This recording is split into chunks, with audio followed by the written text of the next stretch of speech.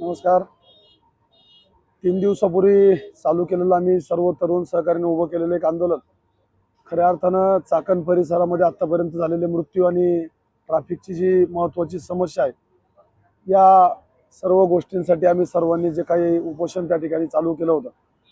आम्ही प्रथमतः साखळी उपोषण त्या ठिकाणी चालू केलं होतं आणि कालपासून आमरण उपोषण त्या ठिकाणी चालू केलेलं आहे.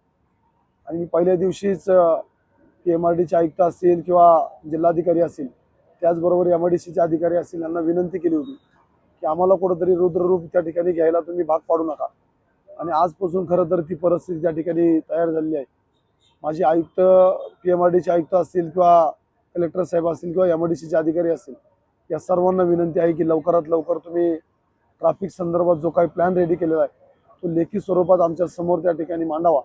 आणि आमच्या ज्या काही बाकीच्या अजून ज्या 2 मागण्या आहेत, ते MIDCने आमचा टॅक्स त्या ठिकाणी नेला, तो टॅक्स त्यांनी कुठं वापरला, आणि त्याचबरोबर PMRDने आत्तापर्यंत जे जे काही प्लॅन पास केले त्याचे पैसे कुठं वापरले, या गोष्टींचा आम्हाला त्या ठिकाणी तपशील द्यावा.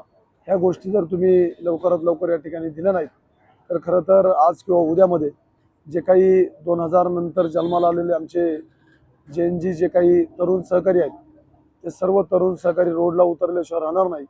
ही खरं तर तुम्हाला मला या ठिकाणी सांगायचे. आज आणि उद्यापासनं या आंदोलनाचं रूप त्या ठिकाणी बदललं जाईल.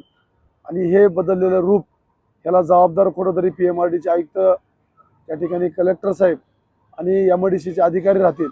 आणि याला सर्वस्व जबाबदार तुम्ही असाल, हे मला या ठिकाणी तुम्हाला आवाहन करायचे.